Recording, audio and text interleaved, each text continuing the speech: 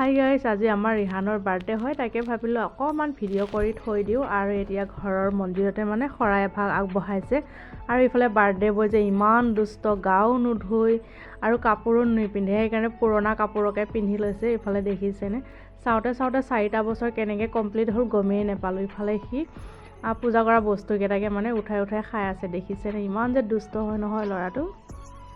আৰু এইখিনি বুট মগু একেবাৰে ধুই পখালি দিছোঁ মাইক। আৰু ইফালে কল আৰু ইফালে ফল মূলখিনি আৰু সেইফালে ফুল দেখিছেনে, ধুতুৰা ফুলখিনিও যে ইমান ধুনীয়াকৈ ঘৰতে ফুলি আছে, সেইকাৰণে ইমান টেনশ্যন নাই আৰু ফুলৰ কাৰণে। এইখিনি পূৰা মই মানে ৰেডি কৰি দিছোঁ মাক।